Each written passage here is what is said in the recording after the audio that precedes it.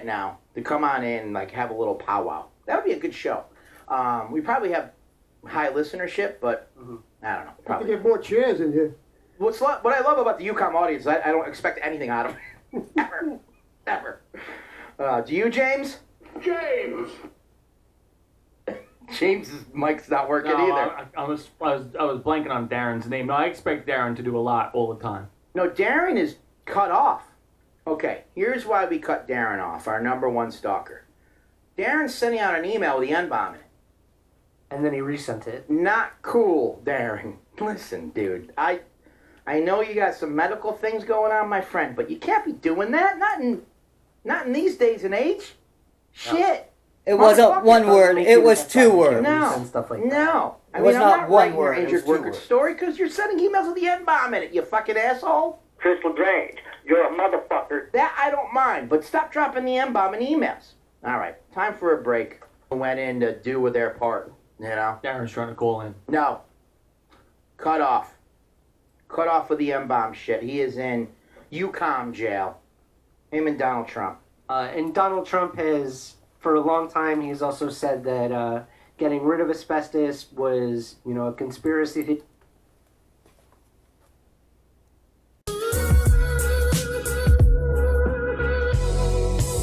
Coming to you live from the UCOM Media Studios, it's UCOM Live with Chris LaGrange. News, talk, sports, and workforce politics.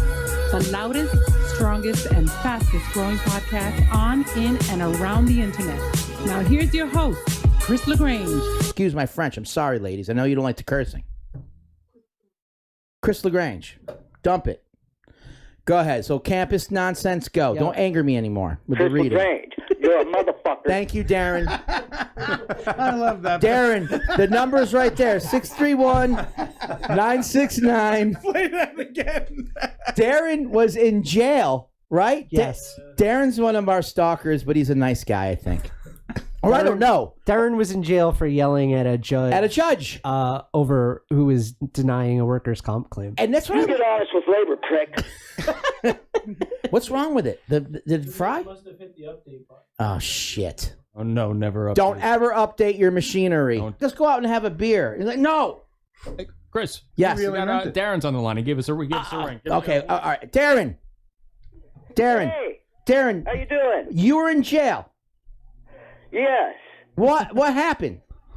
Well, it was over a year and a half ago or so when I had like a psychotic breakdown over workers' comp, and I left several messages to the work comp judge that were rather violent, basically. So what'd you say? You're like psychotic. You're gonna kick his ass or something? Pretty much, yeah.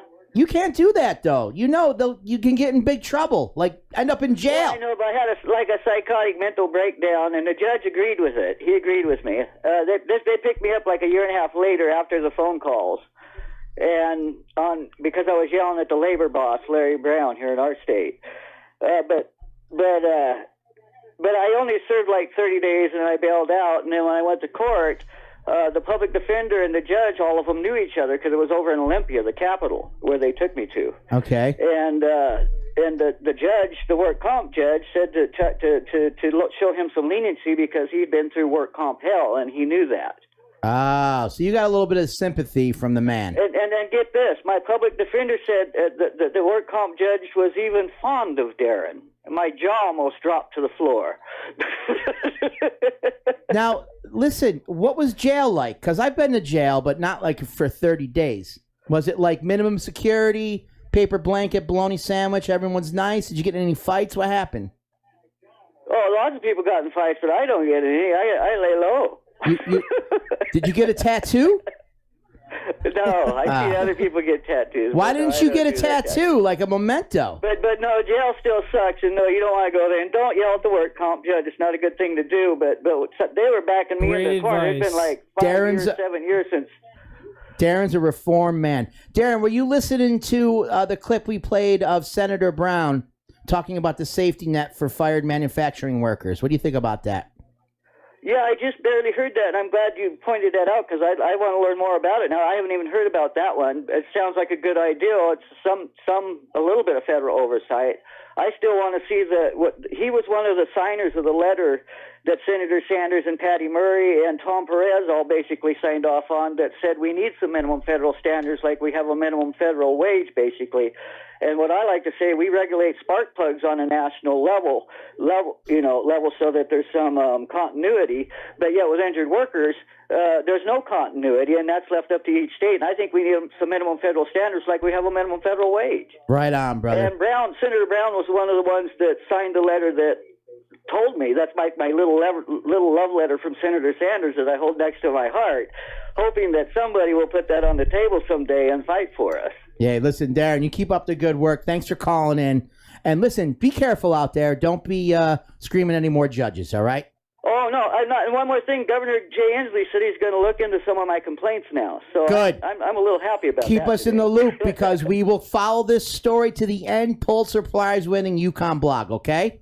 And I want to thank you guys for that, too, because you are getting our voices heard, and thank you so much for that. The Injured Workers of America appreciate it. You know, no matter if you agree with federal oversight or not, just getting our voices heard is one big step for us injured workers. That's what it's about, brother. Thank you for calling in, Darren. Okay, have a good one, buddy. To the strikers out there, I want to send some power their way, too. All right. And some good vibes. Good, all right, thanks, good. sir. Thank you, Bye-bye. buddy. All right, right. Take it easy. I don't know if I can handle 30 days in minimum security. Hello, my friends at the United Steelworkers Civil Rights and Human Rights Convention. This is your brother, the Reverend Dr. William J. Barber II. I'm president of Repairers of the Breach and co-chair of the Poor People's Campaign, a national call for a moral revival. Let me first say a word of thanks to our friend and brother, Leo Gerard, and his many, many years of serving as your president. His legacy is powerful and tremendous. And Leo, we thank you. I thank you personally for befriending me and for being a great supporter. And we really don't say you're retiring, you're kind of realigning yourself. Because in the spiritual tradition, those who have served become elders of the movement so that they can continue to give advice and counsel to those that are yet on the front lines. Howdy, folks. My name is Darren Ray Fonso, and I'm talking about injured workers and labor and industries and workers' compensation and how we need some minimum federal oversight to stop a class war on us that Senator Sanders and Patty Murray and Tom Perez all told us we needed as of 4 years ago. Yet today I have tried to get several people on the liberal left and our journalists to all stand up and fight for that minimum federal oversight Senator Sanders and Patty Murray all told us we need, yet nobody from the liberal left will put the minimum federal oversight on the table for the injured workers of America. And today who I'm calling out is going to be Reverend Barber of this Poor People's Campaign, which claims to be getting our injured workers' voices heard and claims to getting fighting for Medicare for all, which is wrong. Kudos to them for that. Yet when you fail to stand up and tell the injured workers of America that Section 801 of that Medicare for all bill harms us, then we need to address that. So anyways, today we're calling out Reverend Barber of the Poor People's Movement or Poor People's Coalition that seems to be standing up and getting our voices heard of the poor folks. And Reverend Barber, who goes to this U.S. Congress and speaks before our U.S. Congress, yet fails to say any word about the needed federal oversight for America's injured workers. So I'm going to confront Reverend Barber and his people today and ask them why that is. So we got 1-919 432 4103.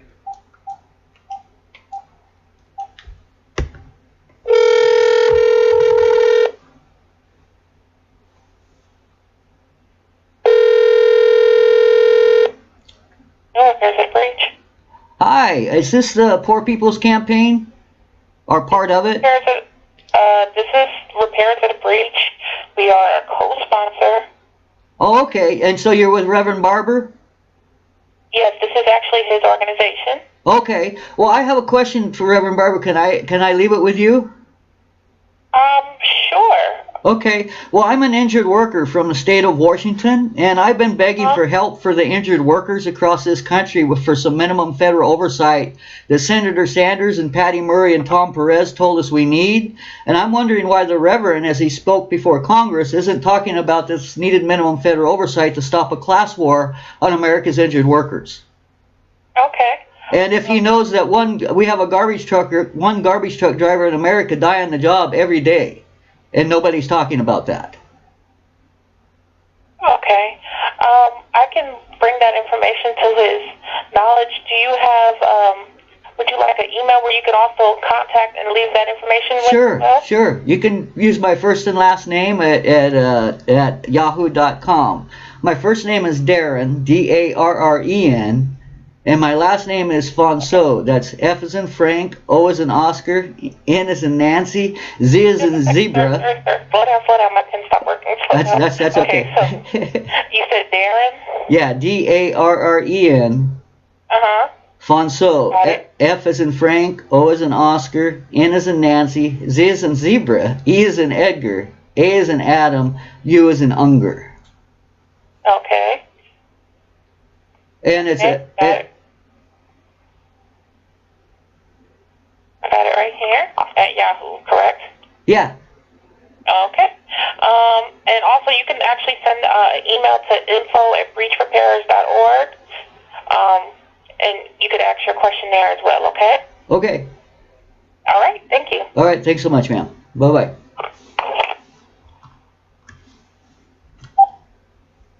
So there you have it. I have left another message. Now, I have contacted this Reverend Barber every which way you can think of. And he has dodged me and ignored me and intently shunned and shamed the injured workers of America rather than put the minimum federal oversight on the table, as he has a voice and the ability to get the harm done to injured workers amplified. He should be amplifying our voices instead of silencing them like was done to the 400 injured farm workers here in Washington State by our own Democrats, standing up and trying to silence 400 injured farm workers rather than getting our voices heard on the need for the minimum federal oversight, or at least acknowledging that we're being harmed, whether you agree with the federal oversight or not. Anyways, that was my call to Reverend Barber, and that's like I say, this is one of several messages that I have left him, and I have slammed him on his Facebook pages and all over the place, and all his people do is run from me, and rather than address the war on injured workers with the needed minimum federal oversight. Senator Sanders, Tom Perez, and Patty Murray all wrote the letter 4 years ago in 2015 and told us that we needed to stop a class war on injured workers, yet all of these people who claim to represent labor and are standing up for our voices will not put this issue on the table. Thank you. Reverend Barber, if you're going to be a man of God and be a man of truth and honor, you need to step up and represent the injured workers of America and tell everybody that, yeah, we have, an injured, a garbage truck driver die on the job every day. If you're going to be like MLK stood up and fought for the injured garbage truck drivers. He didn't remain silent as a war was waged upon us through state med tort and work comp laws. I'm sorry, Reverend Bible. You need to speak up and come clean with America's injured workers, or you're no better than the other side you're claiming is the foe.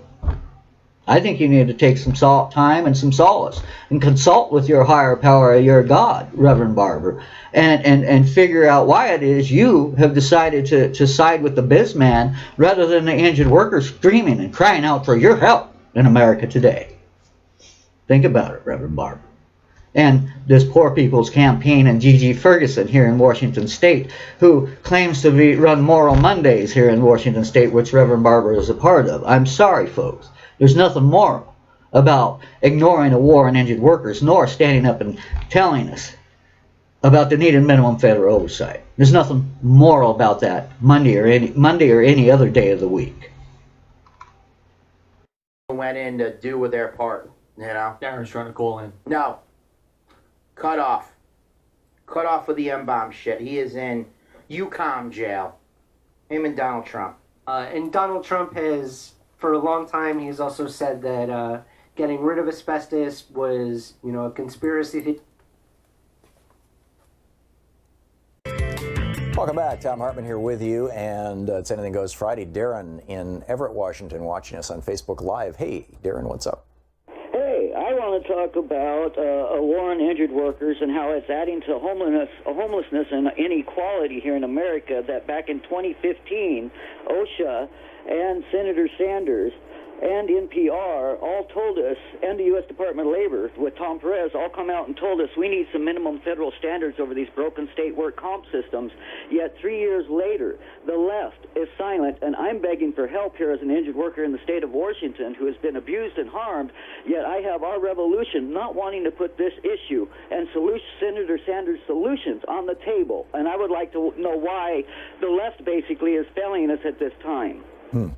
I don't know the answer to your question, Darren, and I'm sorry to hear about your circumstances. I hope you get through it. I'm sorry, I don't know. Paul in Sparta, Wisconsin. Hey, Paul, what's on your mind today? Thanks for. So this is from Darren. Darren's very passionate about this, and I think I've simplified his basic question, but it really stems about how we are letting down our injured workers. And she's wondering, do you support Senator Sanders' call for federal oversight of state work comp systems? Feels like we are really letting our injured workers down in California. I wonder what you thought about that. Yeah, so, in California, we have a lot of issues that I think that most people just keep saying they're state issues. But I think at the federal level, there is always something that we can do. And that is always done by incentives, right? Here in California, I used to work in construction, and I used to see how workman's comp used to work. In fact, my boyfriend, he's actually one of the people who was injured here in California. And after you meet a certain amount of days, you're kicked off the program. So you either you're rushed to either settle with the company that you were hurt with. And the deals aren't really there. And there's really no support at the state level to guide you through the process. And so there's really no oversight. I mean, so a lot of these companies are getting away with really murder. They're paying out people for fractures to their spine, at $10,000, $17,000 when they know that the lifelong care is going to be well into the hundreds of thousands of dollars. And that's just one of the reasons why I support Medicare expansion for all, so that people are not stuck with these enormous bills that they're going to have to fork out of nowhere. I mean, the amount that people are being charged for doctor visits and follow-ups are absurd, and no one can afford them. So it just leaves more room for more injuries in the future. And I believe that we can have some real progress if the federal decides to have oversight in every state. And I'm telling you that because California has higher standards than other states. So I can't imagine what's happening in other states. Yeah. Wow.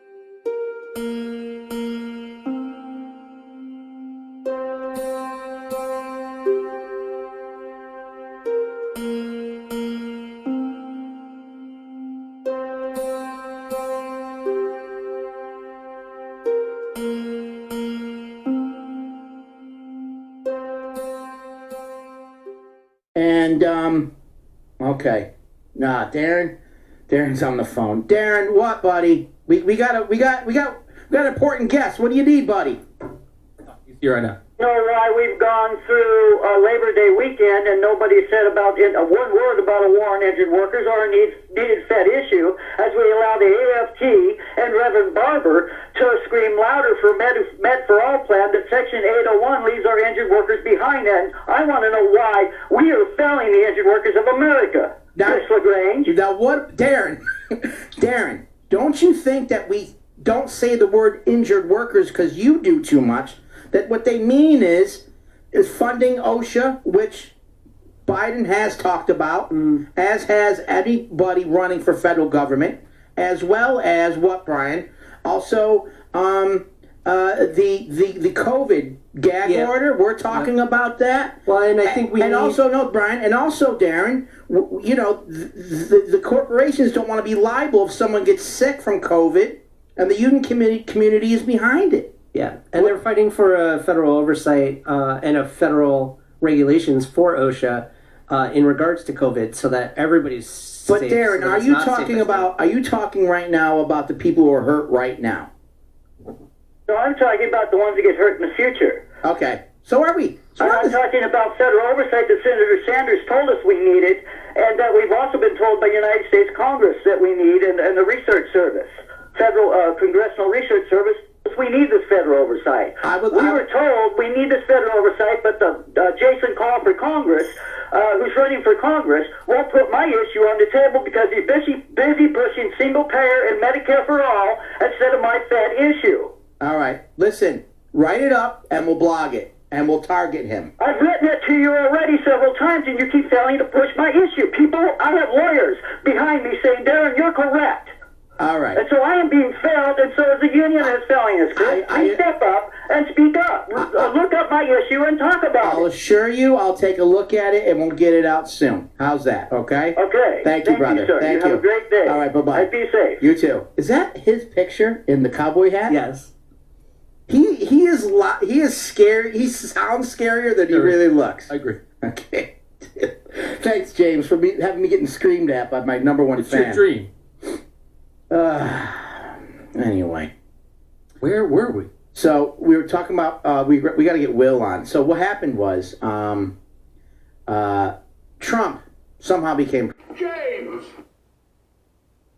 James's mic's not working No, either. I was blanking on Darren's name. No, I expect Darren to do a lot all the time. No, Darren is cut off. Okay, here's why we cut Darren off, our number one stalker. Darren's sending out an email with the N-bomb in it. And then he resent it. Not cool, Darren. Listen, dude, I know you got some medical things going on, my friend, but you can't be doing that. Not in these days and age. Shit. It wasn't one word. It was two words. No. Stuff like No. It was I'm not not one writing your word, it was injured two worker words. story because you're sending emails with the N-bomb in it, you fucking asshole. Chris LaGrange, you're a motherfucker. That I don't mind, but stop dropping the N-bomb in emails. All right, time for a break. Went in to do with their part, you know? Darren's trying to call in. No. Cut off. Cut off with the N-bomb shit. He is in UCOM jail. Him and Donald Trump. And Donald Trump has, for a long time, he's also said that getting rid of asbestos was, a conspiracy